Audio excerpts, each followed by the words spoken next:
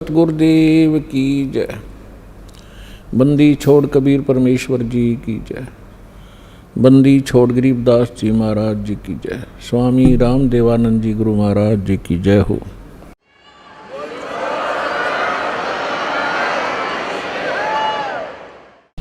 गरीब नमो नमो सतपुरुष को नमस्कार गुरु की नहीं। सुर नर मुनिजन साधुआं संतों सर्वस्ती नहीं। सतगुरु साहेब संत सब डंडो तुम प्रणाम। आगे पीछे मध्य हुए तिनको जा कुर्बान। नराकार निर्विषम काल जाल वैभंजनम निर्लेपम निज निर्गुणम। अकल अनुबेशुंदुनम सोहम सुरति समापितम सकल समाना निरतल। उज्ज्वल हिरंबर हरदमम बेपरवाथा है वार पार निमज्जतम। गरीब जो सुमर सिद्ध होई गणनायक गलता न। करो अनुग्रह सोई पारस पद परवाना। आदि गणेश मनाऊं गणनायक देवन देवा। चरण कमल लो लाऊं आदंत करूं सेवा। परम शक्ति संगीतम रिद्धि सिद्धि दाता सोई। अवगत गुण अतीतम सत्य पुरुष निर्मोही। जगदम्बा जगदीशम मंगल रूप मुरारी। तन मन अर्पों शीशम भक्ति मुक्ति भंडारी। सुर नर मुनि जन ध्यावे ब्रह्मा विष्णु महेशा। शेष सहस मुख गावे पूजय आज गणेशा। इंद्र कुबेर सरीखा वरुण धर्म राय ध्यावे।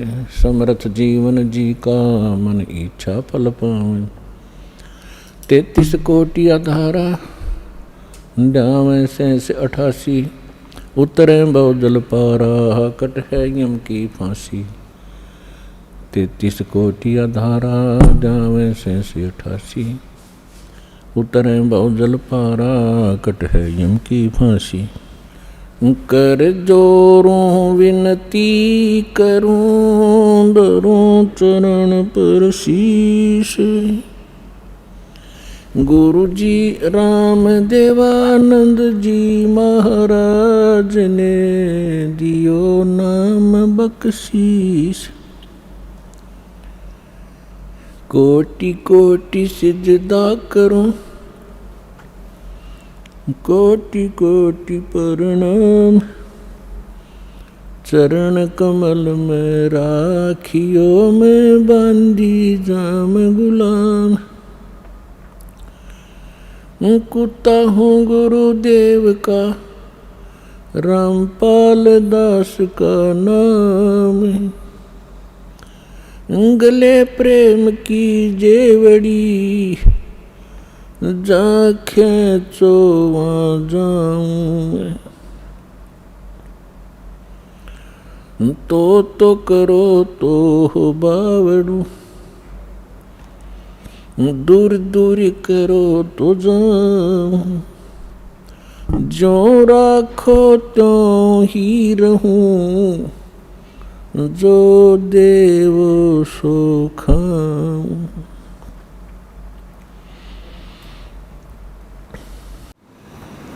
परम पिता परमात्मा पूर्ण ब्रह्म सारी सृष्टि के रचनार कबीर परमेश्वर जी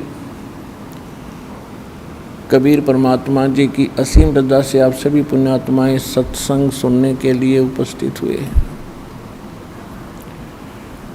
जिन पुण्यात्माओं पर विशेष रजा परमेश्वर की होती है वही ऐसे समागमों पर पहुंच पाते हैं। और जो बहुत ही अच्छी पुण्यकर्मी प्राणी होते हैं सत्संग परमात्मा ही किया करते हैं। क्योंकि सत्य भगवान ही बोल सकता है, सत्य परमात्मा ही बता सकता है। जीव सत्य असत्य का निर्णय नहीं कर सकता। तो सत्य अविनाशी होता है, अटल होता है। सत्य साहिब भी अटल होता है। सत्य साहिब माने अविनाशी परमात्मा। वो अविनाशी परमात्मा कौन है। आज तक हमें इसी बात का निर्णय प्राप्त नहीं हुआ था कि कौन परमात्मा है जो अविनाशी है। जैसा हमारा जन्म पवित्र हिंदू धर्म में होने के कारण वर्तमान में हम अपने धर्म गुरुओं से सुना करते थे श्री विष्णु जी अविनाशी हैं, अजरो अमर हैं, और जो शिव जी के उपासक होते थे, शिव जी जिनका इष्ट होता था, वे कहते थे शिव जी सर्वेश्वर हैं, महेश्वर हैं, सब देवों के देव हैं, सबकी सृष्टि स्थिति और संहार करने वाले यही हैं। यही तीन रूप धारण कर लेते हैं ब्रह्मा विष्णु और शिव का, ये अजरो अमर है। कोई ब्रह्मा जी को सृष्टि का कर्ता बताता था, उत्पत्ति कर्ता बताता था, और ब्रह्मा जी ही तीन रूप धारण करता है, शिव और विष्णु का और ब्रह्मा का। तो ये हम सुनकर संतुष्ट हो चुके थे कि सचमुच ऐसा ही होगा, क्योंकि एक झूठ को 100 बार सुनने के बाद वो सत्य प्रतीत होने लग जाती है। और हमने तो ये लाखों बार सुन रखी थी, हमारे लिए जो फाइनल हो गया था, कोई ये कहने वाला नहीं था कि ब्रह्मा विष्णु महेश नाशवान है। तो ये जो ज्ञान किसने दिया था, ये हमारे धर्म गुरुओं ने दिया था। तो यदि हम ये सोचें कि जीव सत्य असत्य का निर्णय कर सकता है, तो इसी उदाहरण से आप आसानी से समझ सकते हो कि जीव सत्य असत्य का निर्णय नहीं कर सकता। ऋषि महर्षियों के हम ऐसे ऐसे चमत्कार भी सुना करते थे, जैसे अगस्त ऋषि ने 7 समुद्रों को एक ही चुल्लू में ऐसे करके और पी लिया था। 7 समुद्र खाली हो गए थे। तो हम इसको क्या समझेंगे कि अगस्त ऋषि एक बड़े महापुरुष और परमात्मा प्राप्त व्यक्ति थे, ऋषि थे। फिर हम क्या सुनते थे कि श्री कृष्ण जी ने गोवर्धन पर्वत को उठा लिया था, गिरिराज को, छोटी तर्जनी उंगली पर। तो हमारे लिए फाइनल हो गया था कि जो इतने बड़े पहाड़ को उठा सकता है तो ये परमात्मा फाइनल है। तो इन बातों से परमात्मा की परिभाषा हम जो सुना करते थे हमारे लिए अंतिम हो चुकी थी। और परमात्मा के अभिधान में, सूक्ष्म वेद में और सभी इन सदग्रंथों में, पवित्र पुराणों में, पवित्र वेदों में, पवित्र श्रीमद् भगवद गीता में आज हमने क्या पढ़ा, जो हमारे शिरोधार्य सदग्रंथ थे और सत्य, बिल्कुल सत्य सदग्रंथ थे, उनमें हमने आज क्या पढ़ा। श्री देवी भागवत पुराण, देवी पुराण, गीता प्रेस गोरखपुर से प्रकाशित, सचित्र मोटा टाइप। इसके 123 पृष्ठ पर स्वयं भगवान विष्णु कह रहे हैं, अपनी माता दुर्गा की वो स्तुति कर रहे हैं, प्रशंसा कर रहे हैं, महिमा गा रहे हैं। तुम शुद्ध स्वरूपा हो, ये सारा संसार तुम्ही से उद्भासित हो रहा है। मैं ब्रह्मा, विष्णु जी कह रहे हैं, मैं ब्रह्मा और शंकर, ये सब आप ही की कृपा से हम विद्यमान हैं। हमारा आविर्भाव माने जन्म और तिरोभाव माने मृत्यु होता है। हम नित्य नहीं हैं, हम अविनाशी नहीं हैं, और आप नित्य हैं, प्रकृति देवी है। शंकर भगवान कहते हैं कि हे माता, जब सबसे पहले विष्णु जी और ब्रह्मा जी जब आपसे उत्पन्न हुए हैं, तो क्या मैं तमोगुणी लीला करने वाला शंकर आपका पुत्र नहीं हुआ? फिर क्या कहते हैं कि हम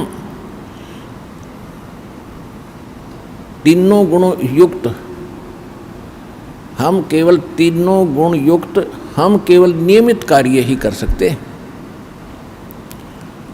इससे कितनी बात सिद्ध होगी। एक तो ब्रह्मा विष्णु महेश नासवान है, और जो हम सुना करते थे इनके कोई माता पिता नहीं है, ये भी सिद्ध हो गया कि दुर्गा इनकी माता है।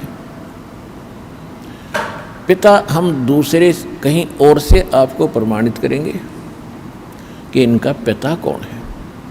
शिव पुराण के अंदर रुद्र संहिता अध्याय 4 से लेकर 6 तक स्पष्ट कर दिया है कि ये दुर्गा जो है, ये अष्टंगी, ये काल रूपी ब्रह्म जो ब्रह्मा विष्णु महेश का पिता है, ये दुर्गा का पति है, ये काल भगवान है। काल भगवान इसको ब्रह्म कहते हैं, वेदों में इसको ब्रह्म कहा है। और गीता अध्याय नंबर 8 के श्लोक नंबर 13 में ये स्वयं कहता है, गीता ज्ञान देते समय श्री कृष्ण में प्रवेश करके गीता ज्ञान दे रहा है यही कि मुझ ब्रह्म का एक ओम मंत्र है।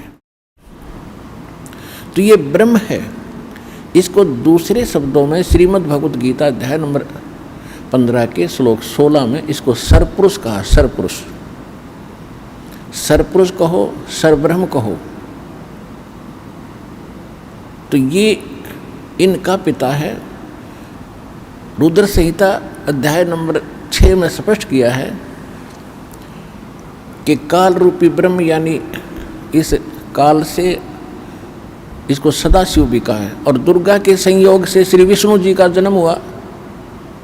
और इसी प्रकार ब्रह्मा जी कह रहे मेरा जन्म भी इन्हीं दोनों से हुआ, दुर्गा से और काल से।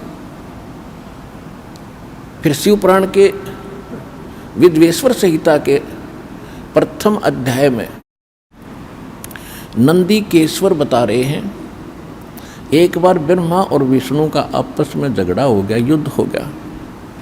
किस बात पर? इसी भ्रम में कि ब्रह्मा जी कह रहे थे मैं तेरा पिता हूँ विष्णु जी को, क्योंकि मैं सारे सृष्टि का पिता हूँ, जनक हूँ। और विष्णु जी कह रहे थे कि मैं तेरा बाप हूँ, क्यों तो आप मेरी नाभि से उत्पन्न हुए हो, नाभि कमल से। इसी बात पर इन दोनों का युद्ध हो गया। इनके युद्ध समाप्त कराने के लिए इनके पिता काल ने, सदाशिव रूपी ब्रह्म ने इनके बीच में एक स्तंभ खड़ा कर दिया, पिलर। ये युद्ध करना बंद करके उस पिलर के और छोर को खोदने लगे। तब ये स्वयं आकर खड़ा हो गया शंकर भगवान की वेशभूषा में। ये ऐसे ही छल कपट करता, अपने वास्तविक रूप में कभी किसी के सामने प्रकट नहीं होता। इन्हीं तीनों, कभी ब्रह्मा जी के रूप में, कभी अपने पुत्र विष्णु जी के रूप में, कभी अपने पुत्र शिव जी के रूप में, ये कहीं प्रकट होकर और लीला कर जाता है। साधक भ्रम में पड़ जाता है कि ये ब्रह्मा सगुण जो देवता हैं या विष्णु जी जो सगुण देवता हैं, यही सब कुछ है। तो ये अभी तक बिजली गिरी रही, यही अज्ञान इन ऋषियों में समाया रहा।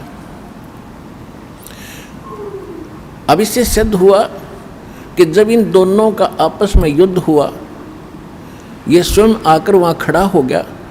तब इसने बताया कि पुत्रों, पहले तो तुमने अपने आप को भगवान मान लिया, तुम ईश नहीं हो, तुम प्रभु नहीं हो। ये जो कुछ भी 21 ब्रह्मांड में है ये मेरा है, यहाँ का मैं मालिक हूँ। और तुमने तपस्या करके मुझसे ये 2 जॉब प्राप्त किए हैं, 2 विभाग। रजोगुण यानी उत्पत्ति विभाग ब्रह्मा जी ने और विष्णु जी ने सतिथि, ये मैंने तुमको खुश होकर दी है, तुम्हारी तपस्या से प्रसन्न होकर। और इसी प्रकार रुद्र और महेश को भी मैंने ही ये 2 कृत्य दिए हैं। इससे सिद्ध होगा बोलने वाला इन चारों से अलग है, 5वां।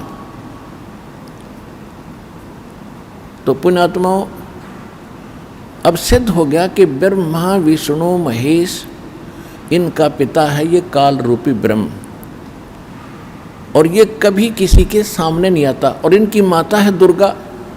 तो ये हमारे जो धर्म गुरु थे आज तक हमें ये बता नहीं सके। और हमारे सदग्रंथों में विद्वान, कमाल की बात ये है जो हमारे सिलेबस में लिखा है और हमारे टीचर हमें पढ़ा रहे हैं कि ये बुक श्रोधार्य है और ये सिलेबस आपका, और मैं इसी से पढ़ा रहा हूँ, तो हमने उनको पढ़ा भी होगा तो हमारी समझ में नहीं आया, क्योंकि हमारे पास वो सत्य ज्ञान नहीं था जो गॉड गिवन है। क्योंकि सत्य परमात्मा ही दे सकता है और जीव सत्य असत्य का निर्णय नहीं कर सकता। और फिर देवी पुराण के अंदर वही सचित्र मोटा टाइप गीता प्रेस गोरखपुर से प्रकाशित के 414 पृष्ठ पे Vyas ji, writer of the Vedas, writer of Shrimad Bhagavad Gita, writer of Puranas, इन सब का लेखक है वेद व्यास जी। और वेद व्यास जी बता रहे हैं कि सतयुग में ब्राह्मण वेद के पूर्ण विद्वान होते थे और वो दुर्गा जी की पूजा करते थे। खाक वेद के विद्वान थे, वो दुर्गा की पूजा करते थे। और ये मंदिर उन्होंने ही बनवाए हैं दुर्गा जी के। दुर्गा मीन माया के पुजारी थे, वह माया के पुजारी दुर्गा के। और उसी देवी पुराण के 7वें स्कंद में हिमालय राजा को ब्रह्म स्वरूप का ज्ञान कराते हुए वो क्या बताती है कि हे राजन, मेरी भक्ति करेगा तो इतना ही लाभ होगा। अब मैं तुझे ब्रह्म के बारे में जानकारी देती हूँ, और उस ब्रह्म का एक ओम मंत्र है। उस ओम मंत्र का जाप कर ब्रह्म प्राप्ति उद्देश्य रख, तेरा कल्याण हो जाएगा। और वो ब्रह्म लोक में रहता है, तुम वहाँ चले जाओगे, तुम्हारा कल्याण हो। अब देवी तो कह रही है ब्रह्म की पूजा करो, और हमारे ऋषि कह रहे हैं कि वेद के ब्राह्मण, हमारे जो धर्म गुरु थे सतयुग में ब्राह्मणों से ही चला हमारा धर्म गुरु, यही रहे इस पूरे विश्व के। और ये कह रहे हैं दुर्गा की पूजा करो। हर वेद के विद्वान थे, वेद में है कहीं दुर्गा के एक अक्षर दिखा दो दुर्गा की पूजा का होता है। तो एक खाक विद्वान थे, वेद पढ़ने पर भेद ना जान ये बच्चे पुराण 18, और पत्थर की पूजा करें और भूल गए सृजनारा। ये सूक्ष्म वेद भगवान ने बताया, उस ज्ञान में लिखा है जो सत्य ज्ञान है। फिर क्या बताया है कि दुर्गा कह रही है कि ब्रह्म की पूजा करो, और ब्रह्म क्या कह रहा है? ब्रह्म क्या कह रहा है? गीता अध्याय नंबर 8 के श्लोक 13 में गीता ज्ञान दाता ये ब्रह्म है, श्री कृष्ण में प्रवेश करके बोलता है। ये ऐसे ही छल करता है जैसे विष्णु पुराण में आपको बहुत बार दिखाया है। एक बार देवताओं का राक्षसों का युद्ध हो गया, राक्षस जीत गए, देवता हार गए। देवता ने जाके फिर कहीं एकांत स्थान पर छुप छाप कर भगवान की प्रार्थना की। ये काल विष्णु रूप धारण करके उनके सामने प्रकट हो गया, और इसने कहा कि मैंने जो तुम्हारी मन की बात है वह जान ली, आप जाओ और एक पुरिंजय नाम का अक्षत्रिय राजा है, उसको युद्ध के लिए अपने पक्ष में खड़ा कर लो, और देवताओं को साथ कर लो और राक्षसों को ललकारो। मैं उस पुरिंजय के शरीर में प्रवेश करूंगा और राक्षसों को मार दूंगा। ये गीता प्रेस गोरखपुर से प्रकाशित श्री विष्णु पुराण के 3 अध्याय में और 233 पृष्ठ पे है। फिर 242 पृष्ठ पे इसी अध्याय में फिर क्या लिखा है? एक बार गंधर्वों का और नागकुल वाले व्यक्तियों का आपस में युद्ध हुआ, तो गंधर्व जीत गए और ये नाग गोत्र वाले जो नागकुल के थे वह पराजित हो गए। तो इन्होंने फिर भगवान की स्तुति की। फिर ये काल फिर प्रकट हो गया इनके सामने विष्णु रूप धारण करके। इसने कहा कि तुम जो मानधाता का पुत्र है पुरकुत्स, उस पुरकुत्स ने या तैयार करो युद्ध के लिए, अपने पक्ष में खड़ा कर लो, फिर मैं उसमें प्रवेश करूंगा और फिर गंधर्व न मार दूंगा, नाश कर दूंगा। ऐसा ही कर दिया। तो इसने गीता अध्याय नंबर 4 के श्लोक नंबर 5 और 9 में इसने क्या कहा कि अर्जुन, तेरे और मेरे बहुत जन्म हो चुके, तू नहीं जानता, मैं जानता हूँ। और 9 में क्या कहा? चौथे अध्याय के 9वें श्लोक में कि मेरे कर्म अलौकिक हैं, जन्म और कर्म। अब इसके कर्म अलौकिक कैसे हैं? जैसे प्रकुत्स में प्रवेश करके राक्षस मार दिए, पुरिंजय में प्रवेश करके गंधर्व मार दिए। और जब महाभारत का युद्ध होने के लिए तैयार हो गया, आमने सामने सेना खड़ी होगी, और उससे पहले श्री कृष्ण मना कर रहा था भी युद्ध ना करो, बहुत जुल्म हो जाएगा। और यहाँ तक ये कह दिया था आखिर में कि तुम मेरे पास चलो, वहाँ रह लेना, युद्ध ना करो। तो पांडवों ने लास्ट में 5 गांव डिमांड कर दी थी कि दुर्योधन सारी पृथ्वी में से 5 गांव दे दे, हम अपना निर्वाह कर लेंगे। श्री कृष्ण की शिक्षा मानकर उन्होंने युद्ध करना उस समय भी नहीं चाहा था, लेकिन विनाश काले विपरीता बुद्धि, दुर्योधन की विपरीत बुद्धि हो रही थी, नहीं माना। श्री कृष्ण जी ने यहाँ तक कह दिया था कि एक तरफ मेरी सेना होगी और एक तरफ मैं अकेला हूँगा, क्योंकि सब डिवाइड हो रहे थे आधे आधे नाश करने के लिए। कोई उसके पक्ष में, कोई पांडवों के पक्ष में सेना राजा इकट्ठे हो रहे थे, काल ने तो करवाना था नाश। और श्री कृष्ण जी नहीं चाहते थे युद्ध हो, क्योंकि सतोगुण भगवान है, विष्णु जी के अवतार हैं। इन्होंने यहाँ तक कहा था कि एक तरफ मेरी सेना होगी, एक तरफ मैं खड़ा हूँ, मांग लो कौन सा किसने मांगना है। और सुन लो, मैं हथियार भी नहीं उठाऊंगा। अब पांडवों का रिश्तेदार था वो अर्जुन का साला, अब वो तब उनकी मजबूरी थी कृष्ण को मांगना। दुर्योधन ने सेना ले ली, कृष्ण जी अर्जुन और के पक्ष में खड़ा हो गया, पांडवों के पक्ष में।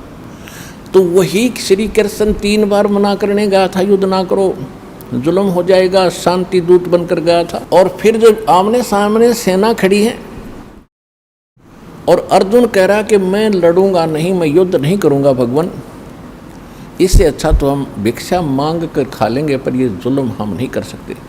उस समय श्री कृष्ण अगर अपने होश वास में होता तो ये कह देता, भाई बहुत अच्छी सोची तुमने, अब तो कुछ नहीं बिगड़ा और चलो।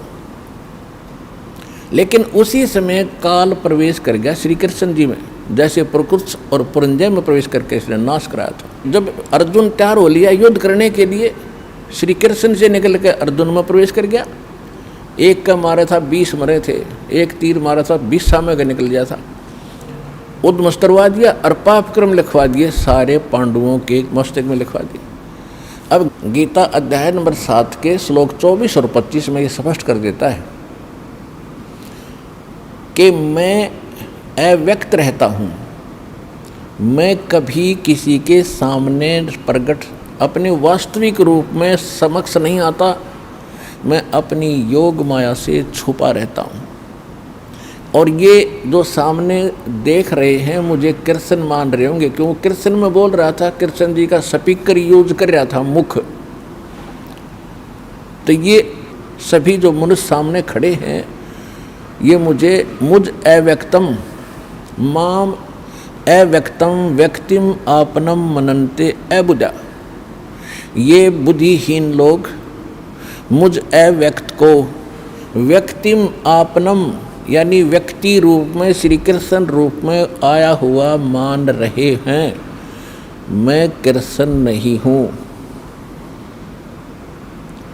ये मेरा अटल और अनुतम अवय सिद्धांत है।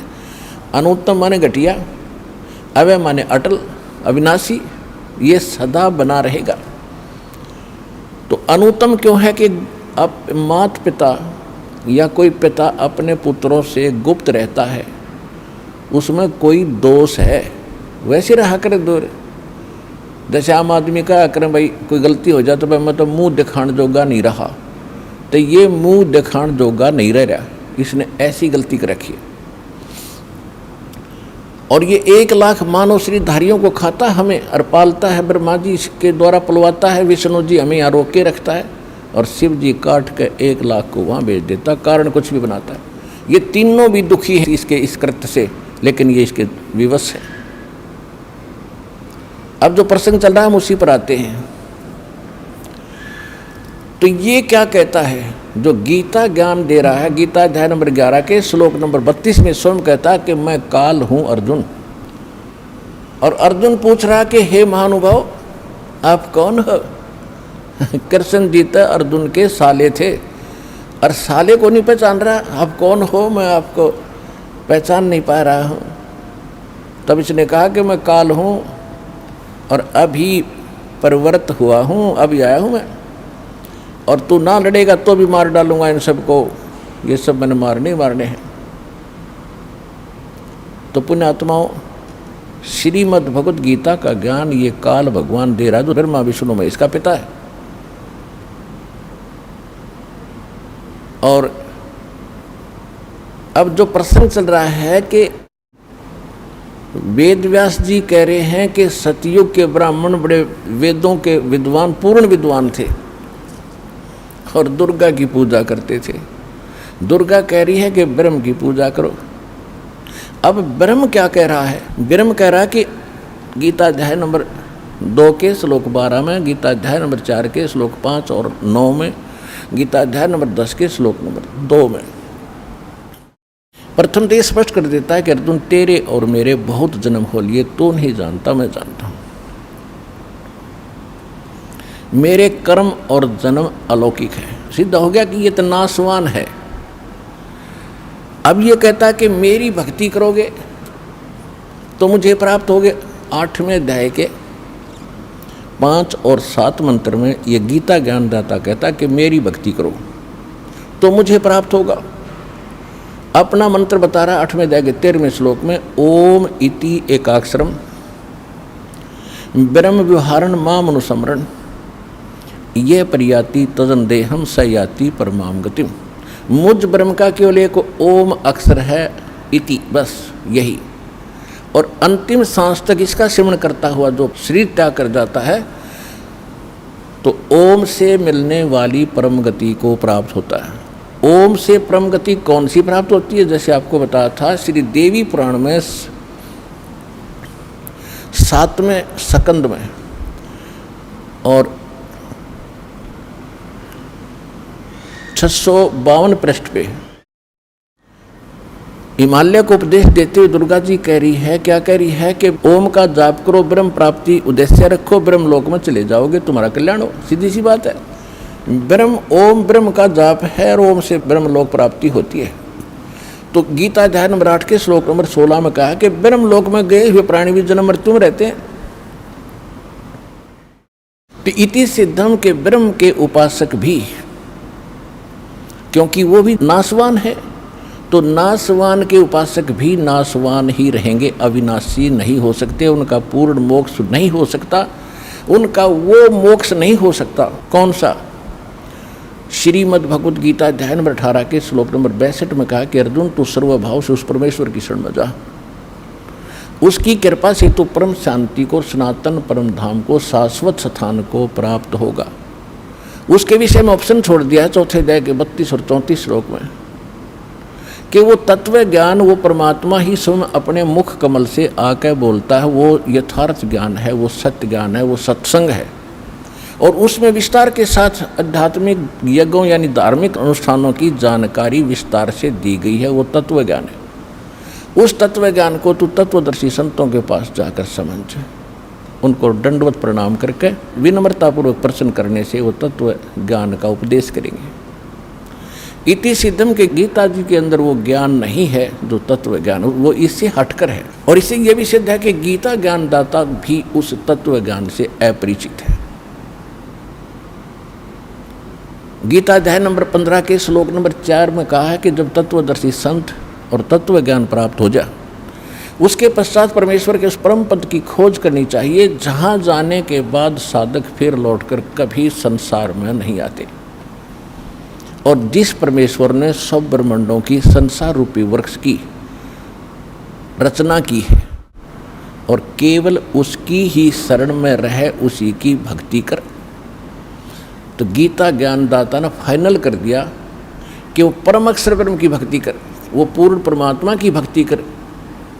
अब गीता अध्याय नंबर 7 के श्लोक नंबर 29 में गीता ज्ञानदाता बता रहा है कि जो मैंने ज्ञान दिया है कि तत्वदर्शी संत की खोज कर लो, और जो मेरे इस ज्ञान का आश्रय कर लेता है, तो वो व्यक्ति जो जरा और मरण से छूटने के लिए प्रयत्नशील हैं, जरा माने वृद्धावस्था के दुख और मरण माने मृत्यु के कष्ट से जो परिचित हो चुके हैं, वो उन जो इससे छूटने के लिए ही भक्ति कर रहे हैं, यत्नशील हैं, वो तत्ब्रह्म को और सारे अध्यात्म को और सभी कर्मों को जान चुके हैं, वो उससे परिचित हैं।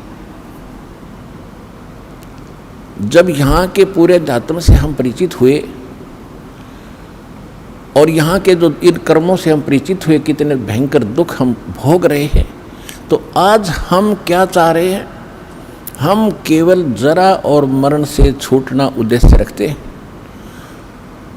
तो गीता अध्याय नंबर 7 के श्लोक 29 में जब ये कहा कि तत्ब्रह्म को और सारे अध्यात्म को और सब कर्मों से वो परिचित है व्यक्ति जो केवल जरा और मरण से छूटने के लिए भक्ति करते हैं, संसार की किसी अन्य वस्तु की डिमांड नहीं रखते, तो वो तत्ब्रह्म से परिचित हैं। तत्ब्रह्म, तो गीता अध्याय नंबर 7 में श्लोक कुल 30 हैं। 29 में आपको बता दिया। 30 में इसने ये कहा कि जो मेरे तक सीमित है वो मुझे ही जानते हैं और किसी के तक उनकी बुद्धि जाती नहीं, क्योंकि उनको तत्वदर्शी संत नहीं मिला।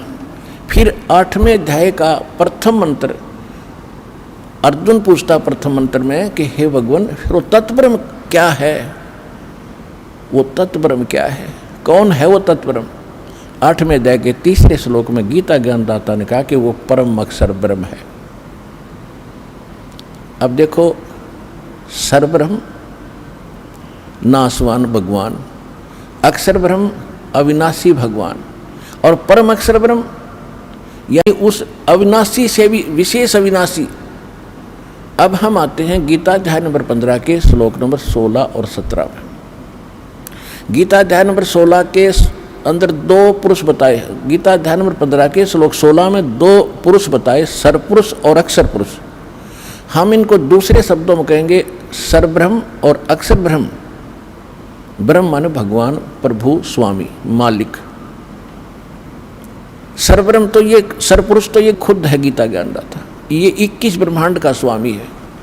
और ये सर माने नासवान है ही, ये खुद भी मानता है मेरे और तेरे बहुत जन्म हो चुके। अक्षर ब्रह्म है, ये है 7 संग ब्रह्मांड का स्वामी, लेकिन इसकी आयु बहुत घनी है, इसलिए इसको भी सथाई बोल दिया। सथाई जैसे एक तो मिट्टी चीनी का बना हुआ ये सफ़ेद कप होता है, प्लेट होती है, बर्तन, इनका तो मालूम है हाथ से छूटे फर्श पे गिरे टुकड़े टुकड़े, अंडरस्टूड है। और एक है स्टील के बर्तन, तो वो गिर भी जाएंगे, वो टूटेंगे नहीं जल्दी से, तो वो उससे तक घने सथाई है, इसलिए उनको भी सथाई बोल दिया। लेकिन नहीं, इनको भी जंग लगेगा और एक दिन ये बिना मिट्टी बन जाएंगे, इनका समय भले ही ज़्यादा हो। इसी प्रकार गोल्ड जो सोना है, इसको जंग नहीं लगता, इसका ऐसे हरास नहीं होता। ये एक समझने के लिए एग्जाम्पल है, उदाहरण है। तो फिर क्या बताया है गीता अध्याय नंबर 15 के श्लोक 16 में, सरपुरुष और अक्षर पुरुष, और जितने इनके अंतर्गत प्राणी हैं ये भी नासवान और ये भगवान भी नासवान, इनके अंतर्गत सभी प्राणी भी नासवान। लेकिन जीवात्मा नहीं मरती, ये अलग विषय है, वो तो किसी की भी नहीं मरती, कुत्ते के सुअर की भी नहीं मरती। फिर गीता अध्याय नंबर 15 के श्लोक नंबर 17 में स्पष्ट कर दिया है, जैसे अक्षर पुरुष बोला 16 में, तो अक्षर का अर्थ अविनाशी होता है। यहाँ इसलिए एक श्लोक और बोलना पड़ा कि उत्तम पुरुष तु अन्य परमात्मा इति उदाहरते। ये लोक तरम आविश्य विवर्ती अवय ईश्वर है। अवय, अवय माने विनाशी। इसका हिंदी अनुवाद ऐसा बनता है कि उत्तम पुरुष, पुरुषोत्तम, पुरुषोत्तम यानी उत्तम पुरुष तो कोई और है ऊपर वर्णित दोनों से, सरपुरुष अक्षर पुरुष से कोई और है वो पुरुषोत्तम, और जिसको परमात्मा कहा जाता है। पुण्यात्मा, परमात्मा का अर्थ होता है श्रेष्ठ आत्मा। और जो यहाँ क्या हाल हो रहा है, किसी की टांग कट गई, किसी का बेटा मर गया, किसी की बेटी मर गई, किसी की आंख फूट गई, कोई कोढ़ में, कोई कैंसर से पीड़ित है, कोई दुर्घटना मर रहा है, और एक दिन लास्ट में सभी ने मरना है। तो जिस लोक का मालिक, जो यहाँ का स्वामी है, क्या वो परमात्मा हो सकता है? नहीं, परमात्मा नहीं है ये। लेकिन हमने इसको परमात्मा मान लिया क्योंकि हमसे श्रेष्ठ है। हमसे तगड़ा है यो। और इसको आप भी ये स्पष्ट करता है गीता अध्याय नंबर 15 के श्लोक 18 में कि मैं लोकवेद माने दंत कथा सुनी सुनाई बातों से, जैसे हम लोकवेद के आधार से ब्रह्मा विष्णु महेश को अविनाशी माना थे और इनके कोई माता पिता नहीं, ये हमने लोकवेद के आधार से फाइनल हो चुका था। अब वास्तविकता का पता चला, तो इसी प्रकार ये कहता है कि मैं लोकवेद के आधार से पुरुषोत्तम प्रसिद्ध हूँ। क्यों? क्योंकि मेरे अंतर्गत जितने प्राणी हैं ये जीवात्मा हैं और ते शरीर में हैं, इनसे मैं तगड़ा हूँ, मजबूत हूँ, श्रेष्ठ हूँ, ताकतवर हूँ, इसलिए मैं पुरुषोत्तम प्रसिद्ध हो गया। मैं पुरुषोत्तम वास्तव में नहीं हूँ, क्योंकि वो तो 15वें अध्याय के 70वें श्लोक में कंसेप्ट क्लियर कर दिया कि उत्तम पुरुष है तू, अन्य पुरुषोत्तम तो कोई और है। और वही तीनों लोकों में प्रवेश करके सबका धारण पोषण करता, सबका पालन करता हुई है। तो गीता अध्याय नंबर 15 के श्लोक नंबर 1 से 4 तक की संक्षिप्त वर्णन है कि उल्टा लटका हुआ संसार रूपी वृक्ष है, ऊपर को जड़ है, मूल है, उस संसार रूपी वृक्ष के नीचे को तीनों गुण रूपी शाखा। तीनों गुण कौन है? रजगुण ब्रह्मा, सतगुण विष्णु, तमगुण शिव जी।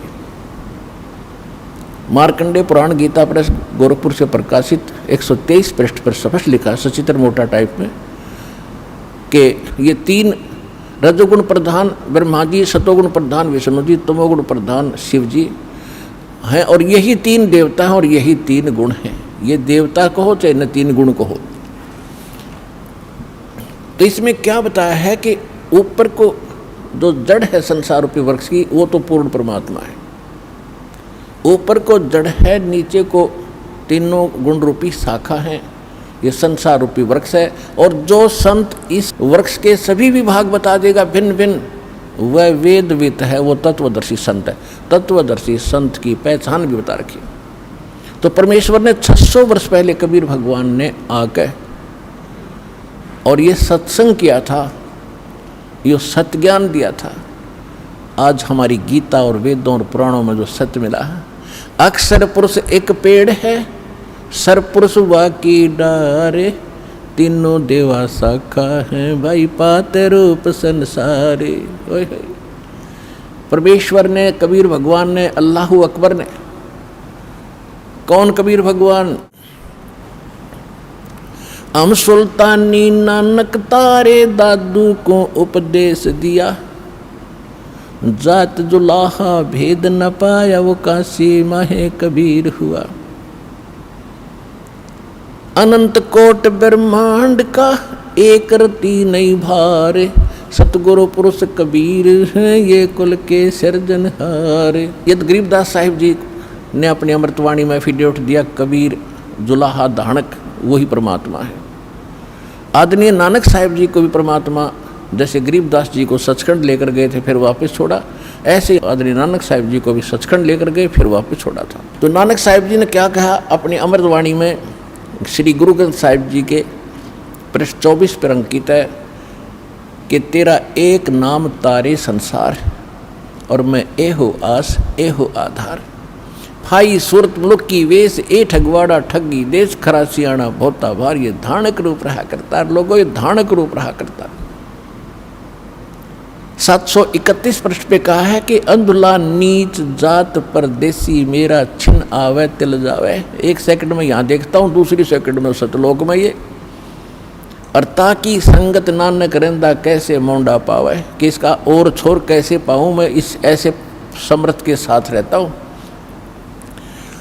721 पृष्ठ पे गुरु ग्रंथ साहिब में लिखा है कि एक अर्ज गुप्तम पेश तोदर कून करतार। कून करतार, जो कून माने शब्द और करतार माने सबका रचने वाला, जो शब्द से सृष्टि रचने वाला तू ही है। और हक्का कबीर, नाम लिखा मालिक का, हक्का कबीर करीम तू बेऐब परवरदिगार। अब वो परमात्मा है जिसने आकर खुद यहाँ पर सत्संग किया और सच्चा ज्ञान दिया। वही सतगुरु है और वही आकर के यहाँ एक सच्चे भगत की भूमिका करते हैं, एक नेक नागरिक का अभिनय भी वही करते हैं। अपना करके खाओ, जैसे राखे भगवान न्यों रहो, ज़्यादा इस दौड़ धूप माया की संग्रह करने में अपना जीवन मत नसाओ, नाश ना करो। ये एग्जाम्पल दिया दाता ने, और जो ये भी उन्होंने प्रमाणित कर दिया कि जो सच्ची लगन से मुझे भजता है, संसार की दृष्टि में बेशक निर्धन दिखा है, पर भगवान की दृष्टि में सबसे धनवान है। जैसे परमात्मा कपड़ा बुनते थे, बुनाई का केवल मेहनताना मिलता था उनको, उसमें से भी अपना परिवार के योग्य जो आवश्यक था सामान लाए, बाकी बच गया भंडारा कराया करते थे, सत्संग करते थे, उसमें भंडारा लगाते थे, यानी दान करते थे। और फिर ये दिखा परमात्मा ने कि कल्पे कारण कौन है, कर सेवा निकाम, निष्काम भाव से भक्ति कर मेरी, और मन इच्छा फल देऊंगा जो पड़े मेरे तक काम। जब मेरे सतर का काम आओगा जब देखना बेटा तेरी कैसे मदद करूंगा, पर सच्चे दिल से तू मेरे साथ लगा रहे।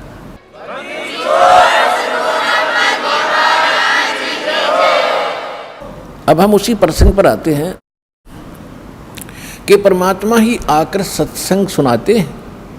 सत्संग का अर्थ सत्य हो, सत्य ज्ञान, सत्य विचार, प्रत्येक एक वर्ड टू वर्ड सत्य होता है सत्संग का। उसमें कोई मीन मेख, कोई शंका नहीं रहती। शंका एक बार हो सकती है जो प्रथम बार सुनते हैं, लेकिन जो प्रमाण देखेंगे वो शंका समाप्त हो जाएगी। तो उस परमेश्वर ने 600 वर्ष पहले आकर सत्संग किया था। अक्षर पुरुष एक पेड़ है, जैसे पृथ्वी से बाहर दिखाई देता है, जो पेड़ का हिस्सा जो पृथ्वी से तुरंत बाहर जो दिखाई देता है वृक्ष, वो पोर्शन है अक्षर पुरुष, अक्षर पुरुष। और उससे ऊपर मान लीजिए उसमें से 2-3 मोटी डार निकलती हैं, तो उनमें से एक मोटी डार समझो ये सरपुरुष, और उस डार के फिर शाखा हैं 3 मान लीजिए एक एग्जाम्पल के लिए।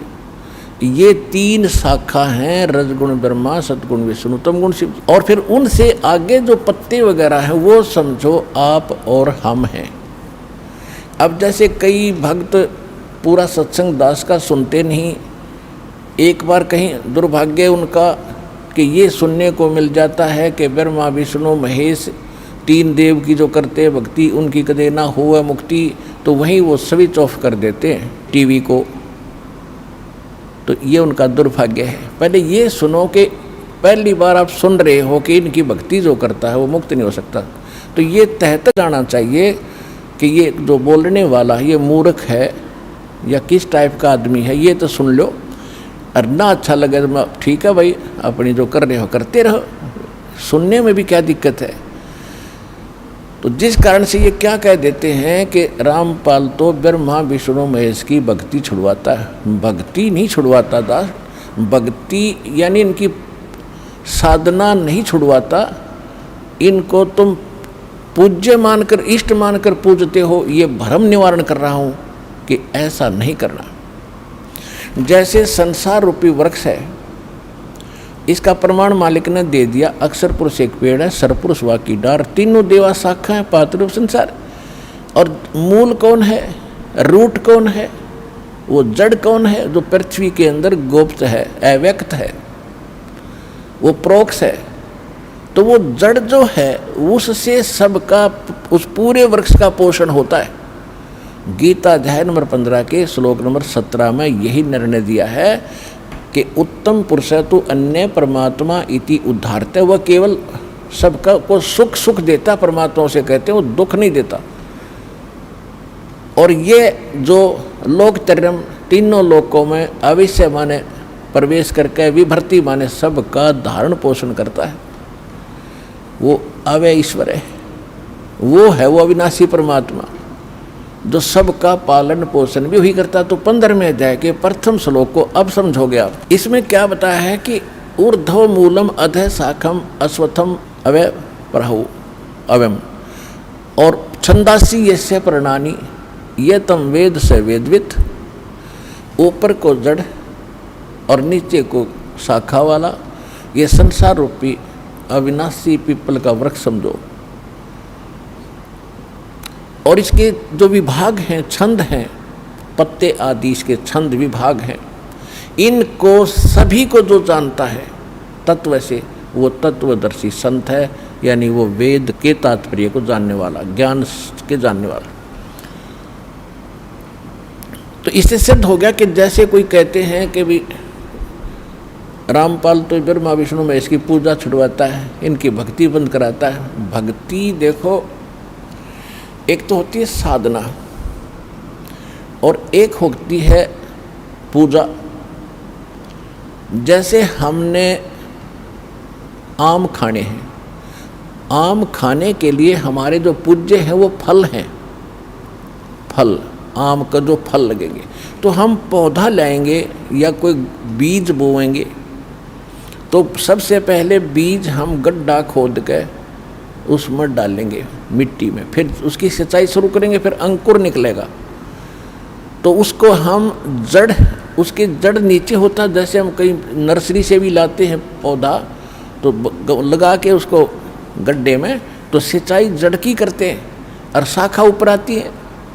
ये शाखा है ब्रह्मा विष्णु महेश, तीनों शाखा, और हम फिर पात रूप में हैं, इष्ट रूप में पूजा करनी है मूल की।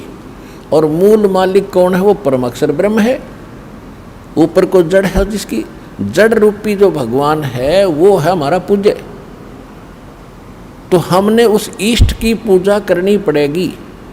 गीता अध्याय नंबर 3 के श्लोक 10 से लेकर 15 में एक निर्णायक ज्ञान दिया है। कहते प्रजापति ने सबसे पहले प्रजा को उत्पन्न करके ये कहा था कि तुम धार्मिक अनुष्ठान शास्त्र अनुकूल विधि से भक्ति करके इन देवताओं को उन्नत करो, और ये बड़े हुए देवता तुम्हें उन्नत करेंगे, तुम्हें फल देंगे। और जो ऐसा नहीं करता तो वो तो अपराधी व्यक्ति है, जो दान धर्म नहीं करता, भगवान ने उसको दे रखा है, उसमें से दो दान नहीं करता, वो चोर है भगवान का।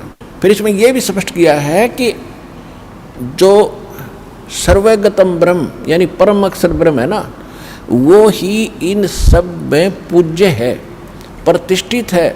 सभी धार्मिक अनुष्ठानों में उसको इष्ट रूप मान के उसकी तब पूजा करो, उससे तुम्हारे शास्त्र विहित कर्म बनेंगे और उन कर्मों का तुम्हें फल मिलेगा। उन कर्मों का फल कौन देगा? जब पेड़ बड़ा हो गया, आपने पूजा करी मूल की, सिंचाई करी जड़ की, और पेड़ बड़ा हो गया आम का, तो टहनियों के फल लगेंगे। तो इसमें यह कहा कि ये देवता फिर तुम्हें बिना मांगे वांछित फल दिया करेंगे, तुम पूजा करो मूल की, जड़ की।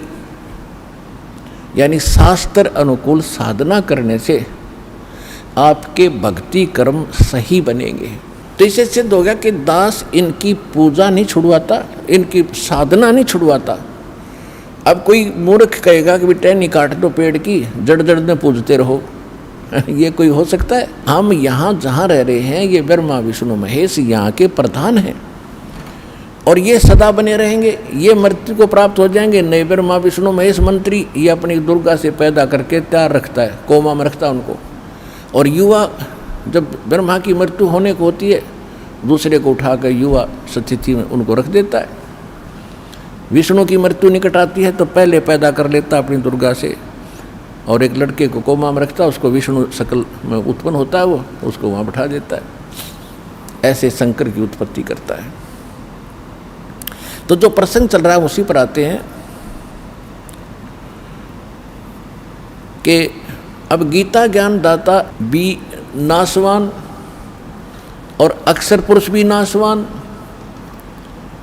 केवल परम अक्षर ब्रह्म है, वो वास्तव में अविनाशी परमात्मा है, और वही यहाँ आकर के यथार्थ ज्ञान प्रदान करता है। अब गीता ज्ञान दाता ने कहा है 8वें अध्याय के 3 श्लोक में उसने स्पष्ट कर दिया है कि वो परम अक्षर ब्रह्म है, जिसको जानने के उपरांत प्राणी केवल जरा और मरण से छूटने का ही प्रयत्न करता है, और किसी वस्तु की वो चाह नहीं रखता, क्योंकि उसकी साधना करने से यहाँ की सुख सुविधाएं तो आपको अवश्य मिलती ही रहेंगी। एक साधे सब सधे, सब साधे सब जावे, माली सिंचे मूल को फले फूले गए। अब दास ये कहना चाहता है, परमात्मा ने ये बताया, कबीर भगवान ने, कि पौधे के जड़ को पूजने से, सींचने से सारा ही काम सद जागा, सफल होगा। एक कै साधे सब सदै और सब साधे सब जावे। तो परमात्मा ने ये बताया था कि आप जी ब्रह्मा विष्णु महेश को इष्ट मानकर इनकी पूजा करने लगे, तुमने मूल की पूजा त्याग दी जो भगवान पूर्ण है। वो स्वयं यहाँ पे अपनी महिमा आप बताने आते हैं और तो सत्य कोई ज्ञान रख ही नहीं सकता। तो उन्होंने क्या बताया है कि आप ऐसे करो, इन ब्रह्मा विष्णु महेश को पूज रहे हो, ऊपर को जड़ कर ली, टहनी गाड़ दी गमले में यानी गड्ढे में, तो तुम्हारा भक्ति रूपी पौधा यानी धार्मिक तो तुम्हारे शुभ संस्कार भक्ति कर्म के वो नष्ट हो गए, वो कामयाब नहीं होते, तुम्हारा जीवन नष्ट हो जाता है। जैसे टहनी गमले में गाड़ने से और मूल जड़ ऊपर करने से पौधा नष्ट हो जाता है, ऐसे आपकी शास्त्र विधि ताकर मनमाना आचरण करने से आपकी भक्ति नष्ट हो जाती है। श्रीमद् भगवद गीता अध्याय नंबर 15 के श्रीमद् भगवद गीता अध्याय नंबर 16 के श्लोक 23 और 24 में स्पष्ट किया है कि जो शास्त्र विधि को त्याग कर मनमाना आचरण करते हैं, मनमानी पूजाएं करते हैं, जो शास्त्र विहित नहीं है, शास्त्रों में वर्णित नहीं है, तो उनको न तो सुख होता है, न कोई सिद्धि प्राप्त होती है और न ही उनको परम गति होती है। और इन तीन वस्तुओं के लिए ही हम भक्ति करते हैं कि यहाँ भी हमें राहत मिले, हमारे अंदर परमात्मा की ऐसी ताकत आवे, सिद्धि आवे, ताकि हम यहाँ से चलें जब सतलोक सीधे जाएं, को रोक ना सके, हमारी गति हो। और यहाँ पर भी क्योंकि भगवान की भक्ति से हमारे अंदर सिद्धि आ जाती है, जो किसी भूत प्रेत पितर देव का कोई प्रकोप हम पर असर नहीं करता है, तो वो सिद्धि इसलिए हमारे अंदर संग्रहित रहनी चाहिए। हम उसको दुरुपयोग करते रहे, दुरुपयोग करके हम मोक्ष से वंचित हो जाते थे, तो इसलिए हमने अपना टायर पंचर करना नहीं है। कैसे करते रहे, थोड़ी बहुत कोई जंतर मंतर किया, किसी को आशीर्वाद दे दिया, किसी को बद्दुआ दे दी, तो दोनों से आपकी वो भक्ति जो सिद्धि आपके अंदर वो खत्म होने लगी। यहाँ प्रभुता तो खूब हो जाती है ऋषि महर्षियों की, लेकिन भविष्य उनका माइनस हो जाता है। तो यहाँ बताया है कि जो शास्त्रानुकूल साधना करते हैं उन्हीं को सब सुख प्राप्त होता है। और उसके लिए गीता अध्याय नंबर 16 के श्लोक 24 में यह भी स्पष्ट कर दिया कि शास्त्र ही इसका आधार मानना, कौन से भक्ति क्रम करने योग्य हैं, कौन से ना करने योग्य हैं। तो शास्त्र यानी सदग्रंथ कौन से हैं? फिर सदग्रंथ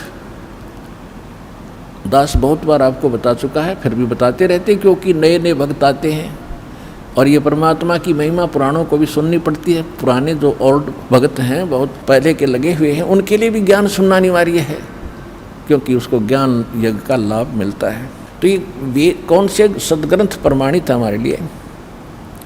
वैसे तो सभी धर्मों के जो सदग्रंथ हैं वो आदरणीय हैं, जैसे ये 3 पुस्तकों का, 3 किताबों का संग्रह बाइबल, जैसे जबूर, तौरात और इंजिल का संग्रह, तीनों का ये बाइबल है।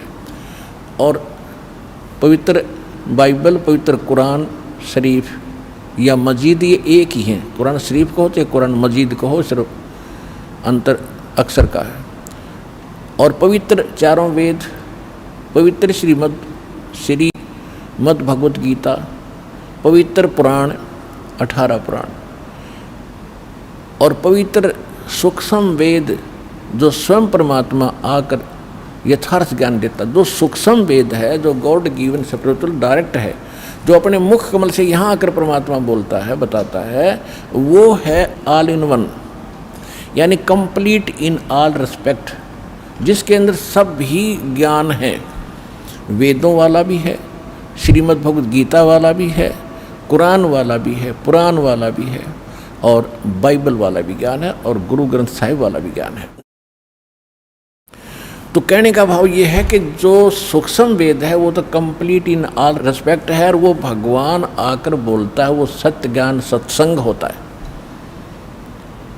फिर भी उस ज्ञान को आज हम नहीं मान रहे थे कि वो कौन सा ज्ञान है, जो गीता अध्याय नंबर 4 के श्लोक नंबर 32 में कहा है कि परमात्मा सच्चिदानंद घन ब्रह्म।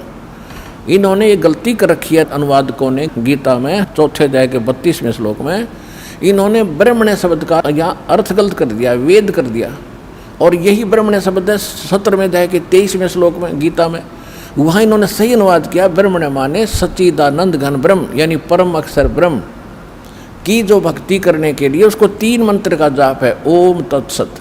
तो यहाँ चौथे अध्याय के 32वें श्लोक में जब वापस हम आते हैं तो ये ब्रह्मण्य का अर्थ हमने यहाँ पर सच्चिदानंद घन ब्रह्म करना पड़ेगा। इन्होंने अर्थ गलत कर दिया, क्योंकि ब्रह्म माने भगवान और वेद माने उसका संविधान। अब राजा और उसका संविधान 2 हैं। राजा तो एक चेतन है और उसका संविधान जो है वो एक जो है उसके नियम हैं। कहीं पर अगर राजा की महिमा हो और कोई अज्ञानी वहाँ उसका राजा के स्थान पर वेद लिख दे, वेद की वाणी नहीं, वो राजा का वचन है वहाँ पर। तो यहाँ लिखा है कि सच्चिदानंद घन ब्रह्म ने ब्रह्मण्य मुखे, सच्चिदानंद घन ब्रह्म अपने मुख कमल से आके स्वयं बोलता वो ज्ञान, और वो ही तत्व ज्ञान होता है। तो कहने का भाव ये है कि वो तत्व ज्ञान है और उसको हम सूक्ष्म वेद कहते हैं, और भगवान अपने मुख कमल से आकर बोलता है। ऋग्वेद मंडल नंबर 9 सूक्त 96 96 के मंत्र 17 से लेकर 20 तक स्पष्ट कर दिया है कि वो परमात्मा जब शिशु रूप धारण करके धीरे धीरे बड़ा होता है तो अपने लीला करता हुआ वो अपने मुख कमल से कबीर वाणी से, वो कबीर परमात्मा अपने कबीर वाणी के द्वारा लोकोक्तियों के माध्यम से, दोहों के माध्यम से, चौपाइयों के माध्यम से अपने तत्व ज्ञान को उच्चारण करके ऊंचे ऊंचे स्वर में बोलता, गरज गरज के। और ऋग्वेद मंडल नंबर 9 सूक्त 86 के मंत्र 26 और 27 में, ऋग्वेद मंडल नंबर 9 सूक्त 82 मंत्र 1, 2, 3 में, ऋग्वेद मंडल नंबर 9 सूक्त 94 के मंत्र 1 में, ऋग्वेद मंडल नंबर 9 सूक्त 95 के मंत्र 2 में, ऋग्वेद मंडल नंबर 9 सूक्त 20 मंत्र 1 में, और भी अनेकों स्थानों पर। इसमें इसका सारा सारांश यह है कि परमात्मा ऊपर रहते हैं। ऋग्वेद मंडल नंबर 9 सूक्त 53 और मंत्र 3 में ये सब का सारांश यह है कि परमात्मा ऊपर रहते सतलोक में सहशरीर मनुष्य सदृश शरीर में, देखने में राजा की तरह बैठे हैं, सिर पर मुकुट है और ऊपर छत्र है भगवान के। वहाँ से जो तत्व ज्ञान देने के लिए नीचे आते हैं, अच्छी आत्माओं को मिलते हैं, सहशरीर आते हैं और एक कवि की तरह आचरण करते हुए घूमते फिरते हैं, अपने मुख कमल से वाणी बोल बोल के वो सबको सुनाते हैं और भक्तिकरण की प्रेरणा करते। वो कबीर वाणी कहलाती है, वो कबीर वाणी। और वो परमात्मा भक्ति के गुप्त मंत्र जो किसी भी अन्य जो सदग्रंथ प्रचलित होते उनमें नहीं होते, उनको भी सार्वजनिक करते। अपने आत्मा एक मुसलमान बच्चे ने, क्योंकि ये सभी बच्चे समझदार होते जा रहे हैं, उसने खुद आकर बताया, जी मैं बचपन से ही कुरान शरीफ को सिरोधार्य मानता रहा हूँ। और जब मैंने प्रथम नाम मिला, पहले तो सारा ज्ञान आपका तुलनात्मक देखा, कुरान शरीफ में भी देखा कि आप बताते हो भी वो परमात्मा कोई और है, कुरान शरीफ का ज्ञान दाता स्वयं कहता है मैं भी उससे परिचित नहीं हूँ। तो मैं प्रभावित होकर दीक्षा ली। जब मैंने सेकंड नाम लिया तब मेरा चांदना और रोशनी हुई हृदय में। उसने बताया कि इस कुरान शरीफ के अंदर एक सूरत सुरह नाम की सूरत है, सुरह, और 42 नंबर है। उसकी प्रथम आयत में लिखा है 3 मंत्र जो गीता अध्याय नंबर 17 के श्लोक नंबर 23 में कोड वर्ड है। उसमें तो एक सार्वजनिक है ओम, इसमें तीनों गुप्त हैं, आन सीन काफ। तो मुझे जब दूसरा मंत्र मिला तो तब ईद में ध्यान गया कि एन सीन काफ, एन, तो जो ए शब्द है ये उस 3 मंत्रों में से जो प्रथम मंत्र है ओम, तो ए इसका प्रथम मंत्र है, एन ओम हो गया यो। और दूसरा मंत्र जो है उसका प्रथम मंत्र स है तो यो सीन हो गया, और तीसरा वाला यो सार शब्द होगा। इसका मन अभी तक पता नहीं, पर ये कन्फर्म हो गए दोनों कि एन सीन का प्रथम आयत। अब उस ज्ञान को देने वाला भी ब्रह्म है, कुरान शरीफ का ज्ञान दाता भी ब्रह्म है, उस तौरात इंजिल और जबूर का ज्ञान देने वाला भी वो ब्रह्म ही है, और गीता का ज्ञान देने वाला ब्रह्म है। क्योंकि इसने जो गीता का ज्ञान पहले दे दिया तो इसने फिर और अपने अधिक ज्ञान देने की आवश्यकता नहीं समझी। अपने मोटा मोटा विधान जो भी इसने भ्रमित करना था, जैसे करना था, अपना यो डंगा चलाना था, वो चलवा दिया। तो गीता में यो बहुत पहले ज्ञान बोल चुका था और वेदों का ज्ञान पहले सार्वजनिक हो चुका था। तो कहने का भाव दास आपको ये बताना चाहता है कि ये जो सदग्रंथ अपने हैं, अब इनमें सबसे मूल है वो तत्व ज्ञान जो भगवान स्वयं आकर बताता है। आज के सत्संग का विषय यही था कि सत्संग परमात्मा ही कर सकता है। सत्य माने सच्चा, सच का जो साथ है, सत्य का जो ज्ञान है, भगवान बिना कोई दे नहीं सकता। और जो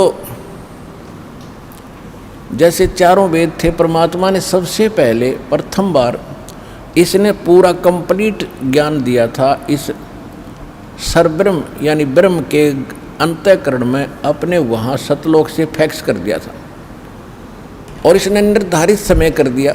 जैसे मालिक का विधान है, जैसे विधान है कि बच्चा 9 महीने के बाद माँ के गर्भ से बाहर आएगा ही आएगा, कोई रोक नहीं सकता। ऐसे ही परमात्मा ने इसके अंदर फैक्स कर दिया था। जब ब्रह्मा विष्णु महेश थोड़े जवान हुए, उस समय इसके श्वासों से वो बाहर निकल गया, अपने आप इस ब्रह्म के श्वासों से बाहर निकला। जैसे कंप्यूटर से बाहर आ जाते फटाफट प्रिंट होकर, ऐसे मालिक ने बटन दबा दिया, वहीं से ये फटाफट बाहर आए सारे वेद। इसने देखा सामने, उसमें सारा ज्ञान भगवान के बारे में जानकारी। इसने ये जुल्म किया कि जो परमात्मा के मूल मंत्र थे, मूल ज्ञान था, वो इसने नष्ट कर दिया और भगवान के डर से ये 4 वेद यानी इतना रख लिया। अब उस जो इसने यथार्थ ज्ञान भक्ति थी वो नष्ट कर दिया, उसकी पूर्ति के लिए परमात्मा को आना पड़ता है। जो वेद इसने रखे हैं शेष वो ठीक है। यदि इन पंडितों ने हमारे धर्मगुरुओं ने कोई बीच में गड़बड़ी कर दी होगी, वो अलग बात है, वो पड़ी रहेगी। क्योंकि हमारे पास कंप्लीट स्पिरिचुअल नॉलेज प्राप्त है, तो हमने उसकी भी गणित जरूरत नहीं रही। क्योंकि उसको सहयोग इसलिए लेना पड़ता है इस यथार्थ ज्ञान को यथार्थ ही रूप में आपको समझाने के लिए कि ये सत्य है जो भगवान ने 600 वर्ष पहले स्वयं मालिक ने कबीर भगवान आकर बोला था ये कबीर वाणी में। तो आज आपके वेद भी बता रहे हैं, जैसे भी बचे खुचों को आप सत्य मान रहे थे, उसमें भी यही वर्णन है। और परमात्मा ने कहा था वेद मेरा भेद है, 600 वर्ष पहले कहा था धर्मदास जी को कि वेद मेरा भेद है, मैं ना वेदन के माही और जौन वेद से मैं मिलूँ ये वेद जानते नहीं। कि ये चारों वेद जिनको तुम शिरोधार्य मानते हो, इन जैसा ज्ञान नहीं मानते, ये मेरी महिमा का ही गुणगान करते सारा, लेकिन मेरे पाने की विधि इन तुम्हारे इन 4 वेदों में नहीं रही। अब उन 4 वेदों का निष्कर्ष श्रीमद् भगवद गीता है। यजुर्वेद अध्याय नंबर 40 के मंत्र नंबर 15 में स्पष्ट किया है कि ओम कर्तु समर किलबे समर कर्तुम समर वायु अनिलम अथिदम भस्मांतम शरीरम भस्मांतम शरीरम।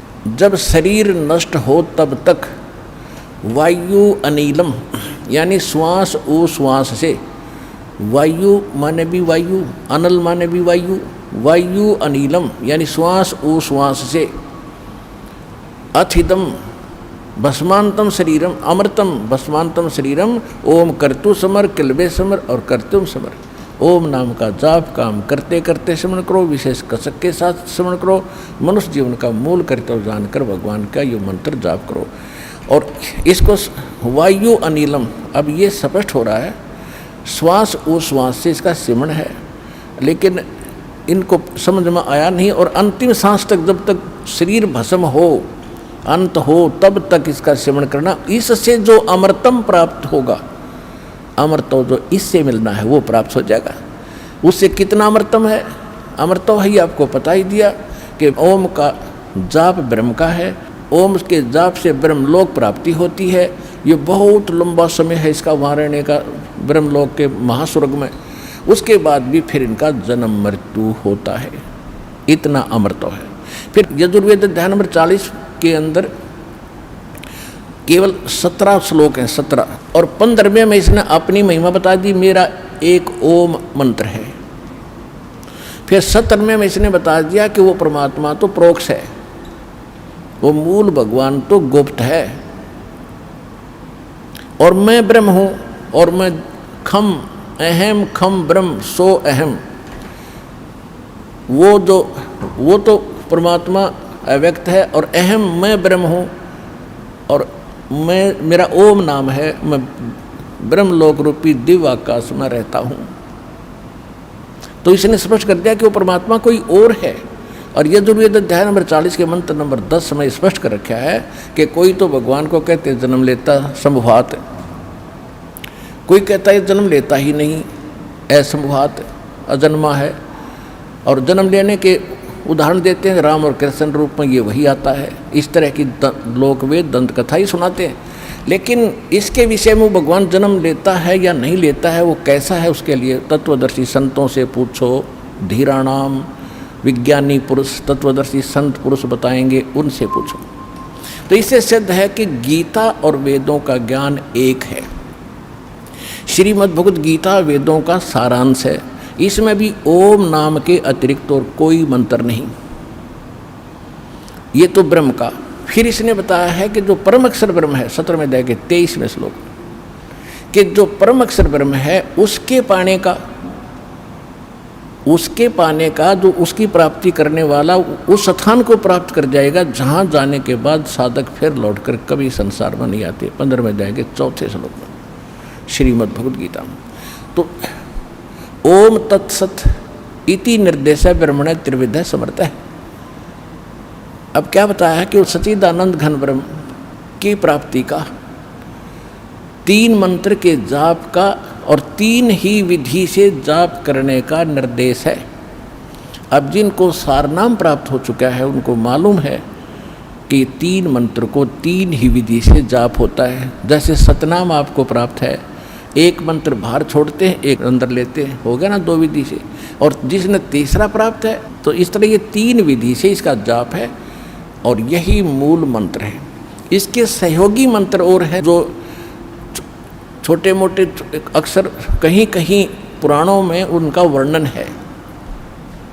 कहीं किलियम लिखा है, कहीं हरियम लिखा है, और कहीं श्रीयम लिखा है, लेकिन ये कंप्लीट कोर्स नहीं उनके पास, क्योंकि ये नीम हकीमों का दिया ज्ञान है। किसका? ब्रह्मा जी का।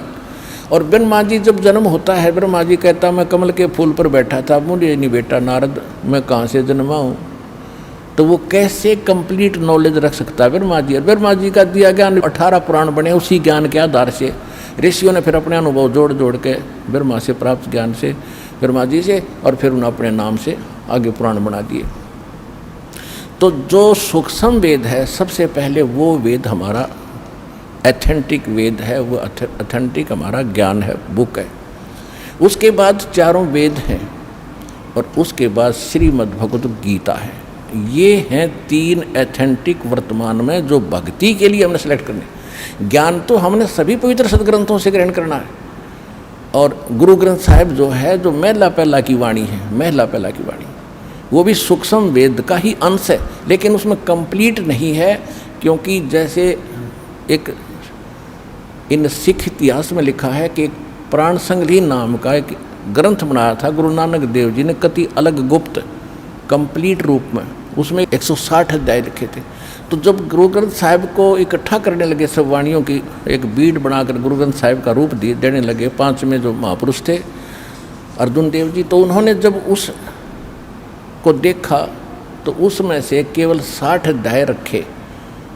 वो मतलब उसमें से थे, एक भी नहीं लिया इसमें, वो तो छोड़ दिया कति सारा ही। तो उसमें से भी फिर बाद में जो प्रिंट हुए, केवल 60 अध्याय ही प्रिंट हुए हैं, जो प्राण संग्रही नाम से आज भी सुरक्षित है सिखों के पास। लेकिन गुरु ग्रंथ साहिब में नहीं लिया। क्यों नहीं लिया? कि उसमें एक यूँ मंत्र था सतनाम और सारनाम का। सारनाम तो संकेतिक था, सतनाम सीधा लिखा था 2 अक्षर का। वो फिर परमात्मा ने दया करी, नानक साहिब जी ने उसकी पूर्ति जब की, जब मर्दाना और बाला जी जो उनके परम भक्त उनके साथ रहते थे हरदम, एक बार समुद्र के ऊपर से जाने लगे श्रीलंका में जाने के लिए, तो नानक साहिब जी ने कहा था कि आप वाहेगुरु वाहेगुरु जपो और मेरे साथ समुद्र पर आते रहो। ऐसे चल पड़े समुद्र पर जैसे थल पर चलते हैं। तो वो नानक साहिब जी वो 2 अक्षर का मंत्र उच्चारण करके जाप करने लगे। तो मर्दाना ने सोचा भी गुरुजी तो ये 2 अक्षर का मंत्र जाप करे, मैं भी क्यों ना करूं। वो करने लगा तो वो डूबने लगा। तब नानक साहब जी ने मुड़ के देखा और कहा, बेटा तो वही जाप कर जो मैंने कहा, मेरी नकल ना करे। तब उसने वही वाहेगुरु शुरू किया, तो तब वो उसकी जान बची। तो सिखों कह या घर कर की बात कि यदि ये मंत्र किसी ने जाप कर लिया तो मर्दाना वाली हालत हो जाएगी सबकी, क्योंकि गुरुदेव की आज्ञा की अवहेलना होगी। अवज्ञा होने से वो हानि होगी थी, वो मर गया होता। इसलिए कोई सिख बच्चा इस मंत्र का जाप ना करके और गुरु नानक साहिब जी के वचनों की अवहेलना करके दंडित ना हो जा, दोषी ना बन जा, इसलिए इन्होंने इस मंत्र को लिया नहीं। हाँ, कहीं कहीं सोहम मंत्र लिखा है नानक साहिब जी की वाणी में बहुत जगह, गुरु ग्रंथ साहिब में, लेकिन उसके साथ वो इकट्ठा नहीं। लेकिन जो शुरुआत में ये कहते हैं ना एक ओंकार, तो नानक साहिब जी ने वो एक गुप्त कोड वर्ड में लिख रखा है वो मंत्र। एक नहीं, वो कोड वर्ड है, वो सोहम की तरफ संकेत है। ओंकार ओम है ही। तो इस प्रकार इन महापुरुषों, ये तो वो थे PhD किए वे भक्ति किए, तो ये आम विद्यार्थी, आम पढ़ने वाले विद्यार्थी कैसे पढ़ेंगे कोड वर्ड को, इन सदग्रंथों के गुड़ रहस्य को कैसे समझ सकते। फिर गुरु की क्या आवश्यकता थी।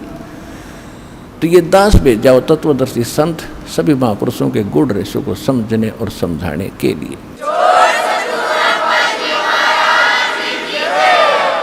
तो प्रसंग तो चल रहा है कि हमारे एक तो सदग्रंथ, सबसे पहले सूक्ष्म वेद, फिर गुरु ग्रंथ साहिब और नानक साहिब जी की जो लीला में लिखा है कि वो मंत्र जाप करते, फाइनल हो गया कि नानक साहिब जी का मोक्ष पूरे सिख समुदाय मानता है। और सभी ये आराधा स्वामी पंथ निकला ही गुरु ग्रंथ साहिब को पढ़ कर अलग से अपनी खिचड़ी पकाई है। और ये नाम गलत जाप करते हैं और नानक साहिब जी को मुक्त मानते हैं कि तो महापुरुष थे, ये पूर्ण मोक्ष हुआ है। तो इनका मोक्ष हुआ किस मंत्र से है, तो उसी मंत्र से अपना मोक्ष होगा, बात बनाने से नहीं हो सकता। उसके साथ साथ ये 2 अक्षर का मंत्र है, इसी का जाप किस किस ने किया। नामा छिपा ओम तारी पीछे सोहम भेद विचारी, सार शब्द पाया जद लोई, आवागवन बहोर ना होई। अब जो प्रसंग थोड़ा सा रह गया बीच में, 8वें अध्याय के 5 और 7 मंत्र में गीता ज्ञानदाता ब्रह्म कहता है कि मेरी भक्ति कर मुझे प्राप्त होगा और युद्ध भी करना पड़ेगा, काम भी कर और मंत्र भी जाप कर। सूक्ष्म वेद भी इसका संकेत करता है कि यहाँ जब तक आप हो, नाम उठत नाम बैठत नाम सोत जागबे, नाम खाते नाम पीते नाम से लागबे। गीता अध्याय नंबर 8 के और श्लोक नंबर 5 और 7 में इसने अपनी बता दी मेरी भक्ति कर। 8, 9, 10 श्लोक में 8वें अध्याय के इसने कहा कि परम अक्षर ब्रह्म की जो भक्ति करता है उसको प्राप्त होता है। और उसके लिए उसने ऑप्शन छोड़ दिया, तत्वदर्शी संत बताएंगे। तत्वदर्शी संत ही आपके पास है, अपना कल्याण कराओ और मुक्ति पाओ।